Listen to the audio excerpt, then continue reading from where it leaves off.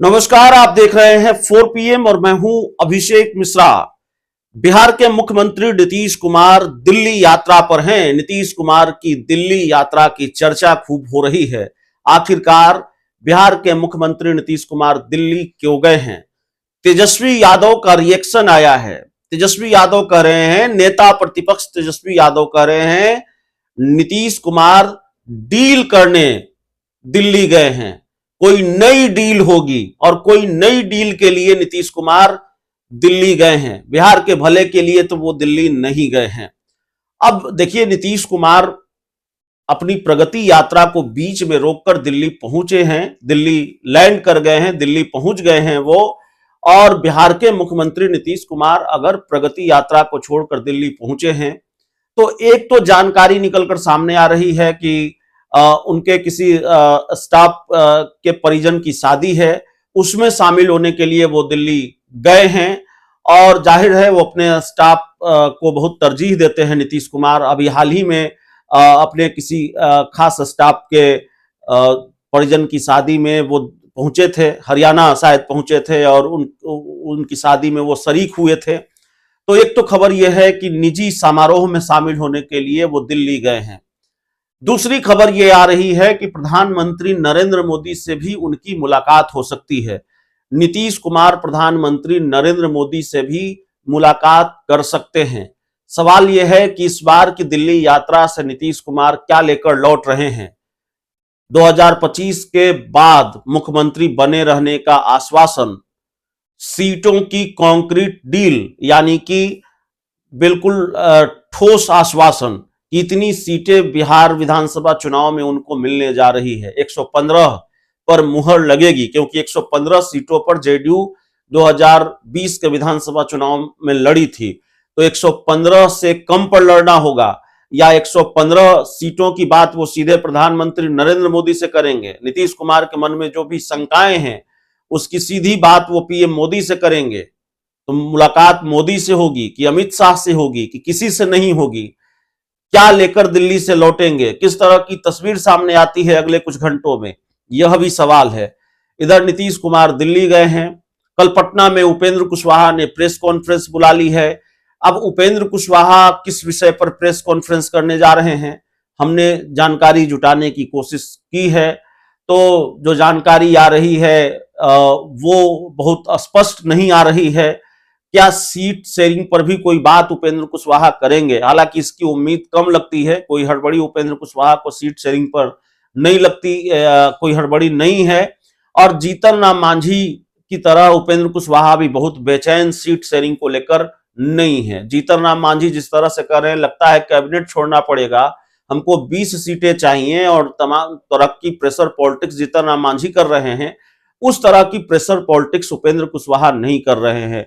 तो कुछ घटनाओं को लेकर, दिल्ली में जो भगदड़ हुई उसको लेकर, और भारत रत्न स्वर्गीय कर्पूरी ठाकुर को लेकर अपनी बात वो रख सकते हैं। वैसे उपेंद्र कुशवाहा की जब प्रेस कॉन्फ्रेंस होगी तो पता चलेगा कि कुछ नया या कुछ विस्फोटक या कोई ब्रेकिंग न्यूज मिलती है कि नहीं मिलती है। तो कल उपेंद्र कुशवाहा ने भी प्रेस कॉन्फ्रेंस बुला ली है, और इस प्रेस कॉन्फ्रेंस पर भी निगाह टिकी हुई होगी। और जाहिर है सवाल होंगे सीटों की शेयरिंग पर, बिहार के मुख्यमंत्री नीतीश कुमार के दिल्ली दौरे पर, और एनडीए से जुड़े जो दूसरे तमाम सवाल हैं। तो उपेंद्र कुशवाहा की प्रेस कॉन्फ्रेंस है। चिराग पासवान की टेंशन भी नीतीश कुमार के दिल्ली दौरे ने बढ़ा दी है। देखिए, अभी हाल के दिनों में नीतीश कुमार और चिराग पासवान के बीच दूरियां बढ़ी हैं। नीतीश कुमार और चिराग पासवान फिर वैसे ही दुश्मन बन गए हैं जैसे पहले थे। ये बात हम नहीं कह रहे हैं, और अभी इस तरह की बात नहीं है। चिराग पासवान नीतीश कुमार के घर पर गुलदस्ता लेकर अक्सर पहुंच जाया करते हैं, लेकिन वो केमिस्ट्री अब रही नहीं। जिस तरह के बयान उनकी पार्टी की तरफ से आए हैं, या नाराजगी वहां से है। नीतीश कुमार उनके घर पर चूड़ा दही का भोज खाने पहुंचे और चिराग पासवान स्वागत के लिए न पहुंचे, नदारत रहे, और अंदर खाने कई और चीजें हैं जिसको लेकर चिराग नीतीश में बढ़ती दूरियां। और अभी हाल ही में उनकी पार्टी के राष्ट्रीय प्रवक्ता अरविंद वाजपेयी का बयान कि जिसके पास नंबर होगा वो मुख्यमंत्री होगा, और विधायक दल की बैठक में तय होगा कि बिहार का मुख्यमंत्री कौन होगा। ये कहने की हिम्मत अभी किसी दूसरे सहयोगी दल ने नहीं दिखाई है। कम से कम ये बात कहने की हिम्मत तो जीतन राम मांझी और दूसरी पार्टियों में नहीं है, उपेंद्र कुशवाहा की पार्टी में नहीं है कि जिसके पास नंबर होगा वही मुख्यमंत्री बनेगा।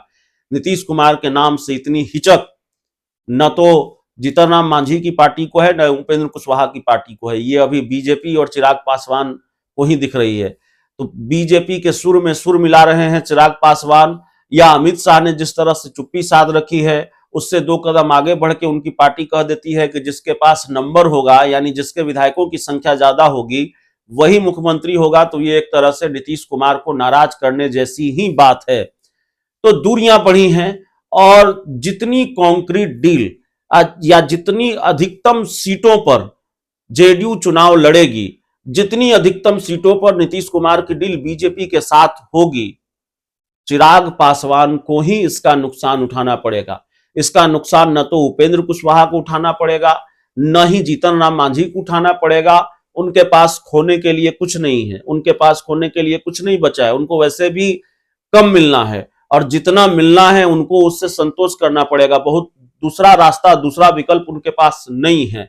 लालू प्रसाद यादव अगर इससे बेहतर डील उनकी इंडिया गठबंधन में होगी, आरजेडी के साथ होगी, तभी उपेंद्र कुशवाहा और जीतन राम मांझी उस तरफ जाएंगे। जीतन राम मांझी की दिक्कत यह है कि कुछ सीटों के लिए वो इंडिया गठबंधन में जाएंगे, एनडीए छोड़ेंगे तो उनकी केंद्रीय मंत्री की कुर्सी चली जाएगी। केंद्र सरकार में वो मंत्री है, तो जाहिर है जीतन राम मांझी जब तक उनको बहुत दिक्कत ना हो, बहुत परेशानी ना हो, तब तक ये नहीं करेंगे। भले ही वो प्रेशर पॉलिटिक्स कर रहे हो कि हमको लगता है कैबिनेट छोड़ना पड़ेगा।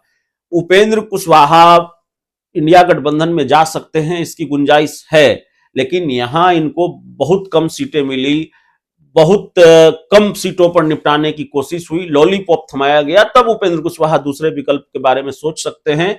हालांकि राहुल गांधी से उनकी बात और मुलाकात की जब खबरें आई तो फिर कई तरह के संकेत भी मिलने लगे, और संकेतों का मिलना जायज भी है, उस पर चर्चा भी जायज है, और इस बात पर बहस भी जायज है, इस सवाल पर चर्चा जायज है कि क्या उपेंद्र कुशवाहा का हृदय परिवर्तन हो रहा है, क्या वो इंडिया गठबंधन की तरफ जा रहे हैं।